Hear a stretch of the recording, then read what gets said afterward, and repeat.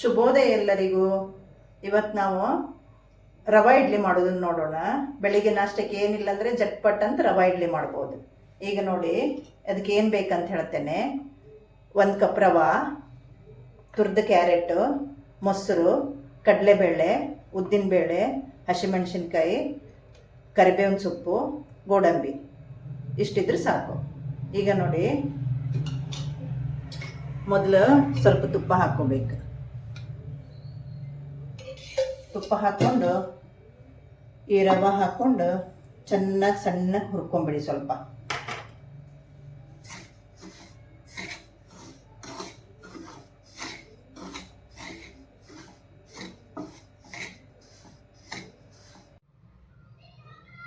ಈಗ ರವೆ ಹುರ್ಕೊಂಡಿದ್ದೇವೆ ನೋಡಿ.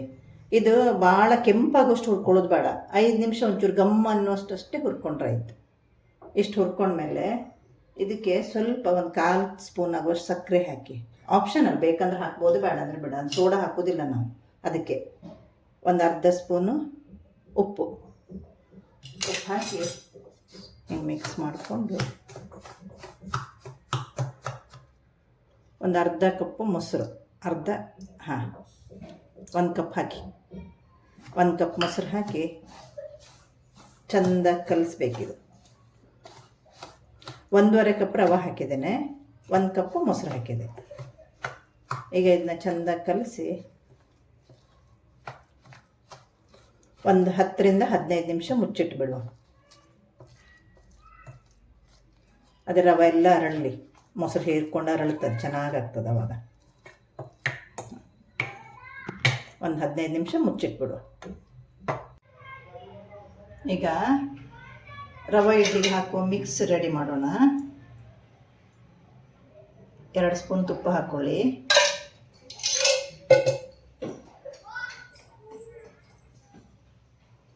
ಸಾಸಿವೆ,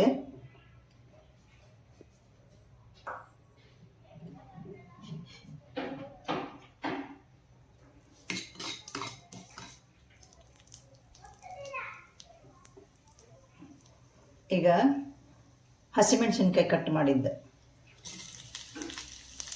ಕರಿಬೇವು,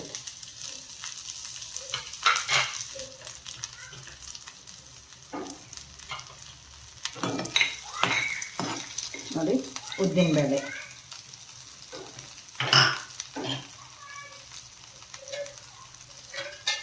ಚೂರು ತುಪ್ಪ ಹಾಕ್ತೇನೆ. ಕಮ್ಮಿ ಆಯ್ತು ಅದು ಹಾಕಿದ್ದೆ. ಉದ್ದಿನಬೇಳೆ ಹಾಕಿದೆ ನೋಡಿ. ಇದು ಸ್ವಲ್ಪ ಕಡಲೆಬೇಳೆ ನೆನೆಸಿ ಹಾಕಿದೆ, ಅಂದರೆ ತಿನ್ಲಿಕ್ಕೆ ಚೆನ್ನಾಗಿ ಅನ್ನಿಸ್ತದೆ. ಅದು ಇದು ಕ್ರಿಸ್ಪಿ ಆಗ್ತದಲ್ಲ, ಇದು ಸ್ವಲ್ಪ ಹೊರಗಿಂದ ಕ್ರಿಸ್ಪಿ ಇರ್ತದೆ, ಒಳಗಿಂದ ಮೆತ್ತಗಿರ್ತದೆ. ಇದನ್ನ ಸ್ವಲ್ಪ ನೆನೆಸಿಟ್ಟು ಹಾಕಿ, ನೀರಿಗೆ ಹಾಕಿದ್ರೆ ಹಾಕ್ಕೊಳ್ಳಿ.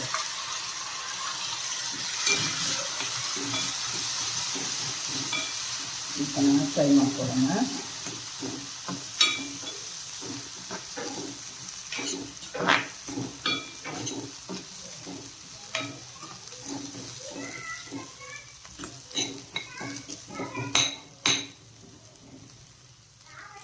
ಈಗ ಇದಕ್ಕೆ ಗೋಡಂಬಿ ಕಟ್ ಮಾಡಿಟ್ಟಿದ್ದೇವಲ್ಲ ಅದು ಹಾಕುವ.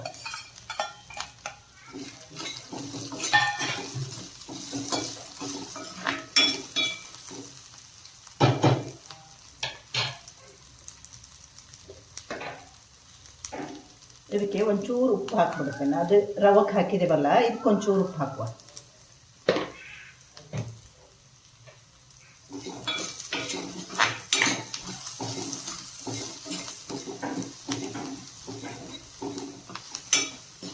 ಸ್ವಲ್ಪ ಫ್ರೈ ಆಗಿ ಅದು ಉಪ್ಪು ಹಾಕಿದ್ರೆ ಅದಕ್ಕೆಲ್ಲ ಉಪ್ಪು ಸೇರ್ಕೊತದಲ್ಲ, ಟೇಸ್ಟ್ ಆಗ್ತದೆ ತಿನ್ನುವಾಗ.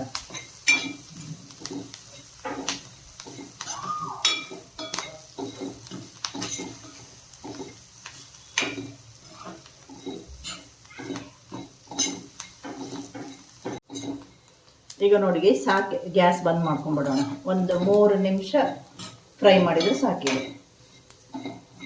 ಇಷ್ಟು ಫ್ರೈ ಆದ್ರೆ ಸಾಕು ನೋಡಿ. ಒಂದು 3 ನಿಮಿಷ ಫ್ರೈ ಮಾಡಿ. ಇದು ಗ್ಯಾಸ್ ಬಂದ್ ಮಾಡಿದ್ಮೇಲೆ ಇದಕ್ಕೆ ಕ್ಯಾರೆಟ್ ತುರಿದಿದ್ದು ಹಾಕ್ಕೊಳ್ಳೋಣ. ಇದು ಆಪ್ಷನಲ್ಲ, ಹಾಕಿದರೆ ಚೆನ್ನಾಗಾಗ್ತದೆ, ಮಕ್ಕಳಿಗೂ ಒಳ್ಳೆಯದು. ನೋಡಲಿಕ್ಕೂ ತುಂಬ ಚೆನ್ನಾಗಿರ್ತದೆ, ತಿನ್ನಲಿಕ್ಕೂ ಚೆನ್ನಾಗಿರ್ತದೆ. ಇದ್ದರೆ ಹಾಕ್ಕೊಳ್ಳಿ, ಒಳ್ಳೆಯದು.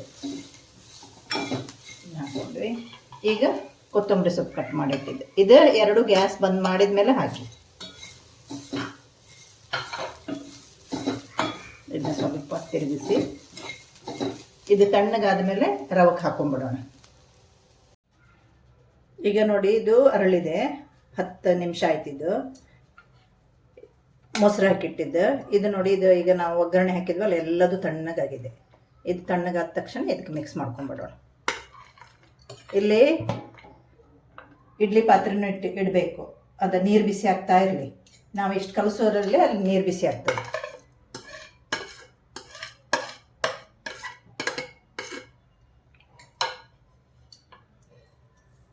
ಈಗ ಇದಕ್ಕೆ ಎಷ್ಟು ನೀರು ಬೇಕು ಅಷ್ಟು ಹಾಕ್ಕೊಂಡು ಇಡ್ಲಿ ಹದಕ್ಕೆ ಮಾಡ್ಕೊಂಡ್ಬಿಡೋಣ.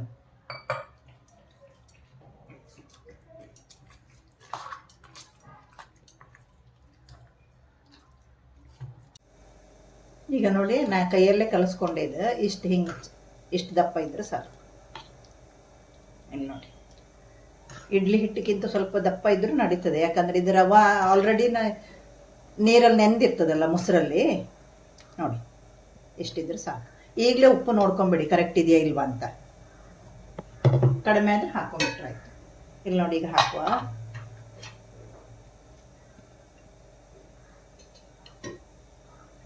ಇದಕ್ಕೆ ತುಪ್ಪ ಹಿಂಗೆ ಸವರ್ಕೊಂಡು, ಇಡ್ಲಿ ಬೇಕಿಡೋದು ಎಲ್ರಿಗೂ ಗೊತ್ತೇ ಇದೆ. ನೋಡಿ ಹಂಗೆ ಇಟ್ಕೊಂಡು ಹಿಂಗೆ ಹಾಕ್ಕೊಳ್ಳಿ. ಇದು ಮಾಡೋದು ತುಂಬ ಸುಲಭ ನೋಡಿ. ರವೆ ಹುರ್ಕೊಳ್ಳೋದು, ಮೊಸರು ಹಾಕಿ ಕಲಸಿಟ್ಟು ಅದು ನೆನೆಯುವಷ್ಟರಲ್ಲಿ ನಾವು ಮಿಕ್ಸ್ ರೆಡಿ ಮಾಡ್ಕೊಂಡ್ರಾಯ್ತು ಒಗ್ಗರಣೆಗೆ. ಅದು ಬೇಯುವಷ್ಟರಲ್ಲಿ, ಅದು ತಣ್ಣಗಾಗಿ ಬೇಯುವಷ್ಟರಲ್ಲಿ ಚಟ್ನಿ ಮಾಡ್ಕೊಂಡ್ರಾಯ್ತು. ತುಂಬ ಈಸಿ ಇದು. ಮತ್ತು ಮಕ್ಕಳಿಗೆ ಡಬ್ಬಕ್ಕೂ ಚೆನ್ನಾಗಾಗ್ತದೆ. ಚಟ್ನಿ ಪುಡಿಯಾರು ಹಾಕಿಕೊಡಿ, ಇಲ್ಲ ಇದು ತುಪ್ಪಾರು ಹಾಕಿ ಕೊಡಿ. ಇದರಲ್ಲೆಲ್ಲ ಇದೆಯಲ್ಲ ತುಂಬ ಒಳ್ಳೆಯದು. ಮತ್ತು ಅದು ಅಲ್ಲದೆ ದಿನಾ ಹುಳಿ ತಿನ್ನೋದಕ್ಕಿಂತ ಇದು ತುಂಬ ಒಳ್ಳೆಯದು. ಇದು ಗ್ಯಾಸ್ಟ್ರಿಕ್ ಪ್ರಾಬ್ಲಮ್ ಇದ್ದವರಿಗೆ ಎಲ್ಲ ತುಂಬ ಒಳ್ಳೆಯದು. ಯಾಕಂದರೆ ನನ್ನ ಹುಳಿ ಬರೋದಿಲ್ಲಲ್ಲ, ಮೊಸರಷ್ಟೇ ಹಾಕಿರ್ತೇವೆ. ಹೆಲ್ದಿ ಕೂಡ. ಒಮ್ಮೆ ಮಾಡಿ ನೋಡಿ, ಮಕ್ಕಳು ಟಿಫಿನ್ ಡಬ್ಬಕ್ಕೆ ಎಲ್ಲ ಚೆನ್ನಾಗಾಗ್ತದೆ.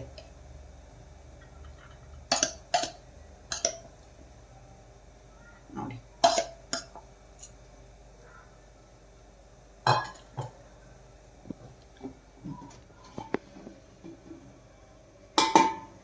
ಈಗ ನೋಡಿ ಕುದೀತಾ ಇದೆ. ಇದರಲ್ಲಿ 3 ಲೋಟ ನೀರು ಹಾಕೊಂಬಿಡಿ.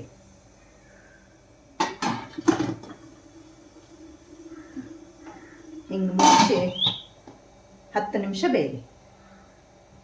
ಮೀಡಿಯಂ ಫ್ಲೇಮಲ್ಲೇ ಬೇಯಿಸಿ 10 ನಿಮಿಷ ಬೆಂದರೆ ಸಾಕಿದು.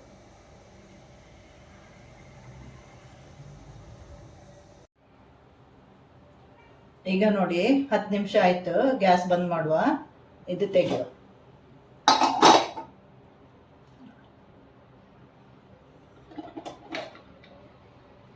ಇದೆಲ್ಲ ಚೆನ್ನಾಗಿ ಬೆಂದಿದೆ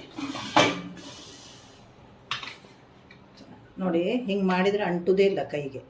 ಇಲ್ಲಿ ನೋಡಿ 10 ನಿಮಿಷ ಬೇಯಿಸಿದ್ರೆ ಸಾಕು, ಚೆನ್ನಾಗಿ ಬೆಂದಿರ್ತದೆ. ಇದು ಸ್ವಲ್ಪ ಚಪ್ಪೆ ಆಗಲಿ, ತಣ್ಣಗಾಗಲಿ, ಆಮೇಲೆ ತೆಗೆದು ತೋರಿಸ್ತೇವೆ. ಈಗ ನೋಡಿ ತಣ್ಣಗಾಗಿದೆ, ತೆಗೆಯುವ.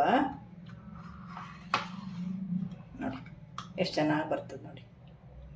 ಇಲ್ಲಿ ನೋಡಿ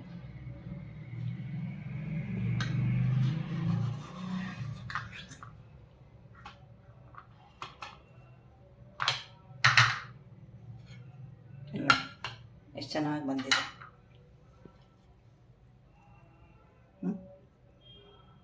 ಎಷ್ಟು ಚೆನ್ನಾಗಿ ಬಂದಿದೆ ನೋಡಿ. ಒಂದು 15-20 ನಿಮಿಷದಲ್ಲಿ ಇಡ್ಲಿ ರೆಡಿ. ಇದಕ್ಕೆ ಕಾಯಿ ಚಟ್ನಿ ಜೊತೆಗೆ ಸರ್ವ್ ಮಾಡಿ. ಇದಕ್ಕೆ ಸರ್ವ್ ಮಾಡೋದಲ್ಲ, ಈ ಕಾಯಿ ಚಟ್ನಿಗೆ ಏನು ಹಾಕ್ತಾರೆ ಗೊತ್ತು ನಿಮಗೆ? ಹಸಿ ತೆಂಗಿನಕಾಯಿ, ಒಂಚೂರು ಶುಂಠಿ, ಉಪ್ಪು, ಹುರಿಗಡಲೆ 1-2 ಸ್ಪೂನು, ಹಸಿಮೆಣಸಿನ್ಕಾಯಿ ಹಾಕಿ ರುಬ್ಬಿ ಒಂದು ಸ್ವಲ್ಪ ತೆಂಗಿನ ಎಣ್ಣೆ ಒಳಗೆ ಒಗ್ಗರಣೆ ಕೊಡಿ, ಚೆನ್ನಾಗಾಗ್ತದೆ. ಇಲ್ಲಿ ನೋಡಿ ರೆಡಿ. ರವಾ ಇಡ್ಲಿ ವಿತ್ ಕಾಯಿ ಚಟ್ನಿ. Thank you.